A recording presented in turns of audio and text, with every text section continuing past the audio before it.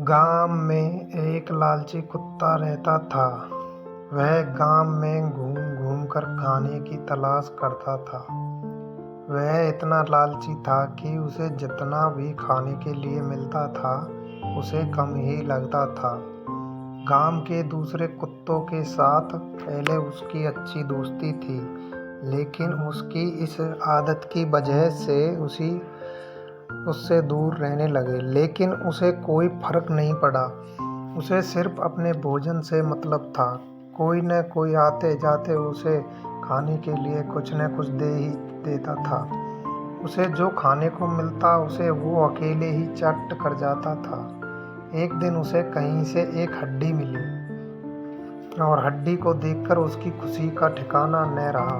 उसने सोचा कि इसका आनंद तो अकेले ही लेना चाहिए। यह सोचकर वह गांव में के जंगल की ओर जाने लगा। रास्ते में वह पुल के ऊपर से नदी पार कर रहा था। तभी उसकी नज़र नीचे नदी के ठहरे हुए पानी पर पड़ी।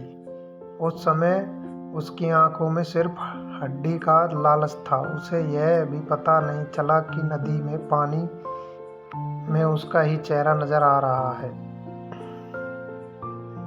उसे लगा कि नीचे भी कोई कुत्ता है, उसके पास और हड्डी है। उसने सोचा कि क्यों न उसकी भी हड्डी छीन लूं तो मेरे पास 2 हड्डियां हो जाएंगी। फिर मैं एक साथ 2 हड्डियों के मज़े से खा सकूंगा। ऐसा सोचकर वह जैसे ही पानी में कूदा, उसके मुंह से हड्डी सीधे नदी में जा गिरी। मुंह से छूटकर हड्डी के पानी में गिरते ही कुत्ते को होश आया और उसे अपने किए पर पछताया हुआ। कहानी से सीख।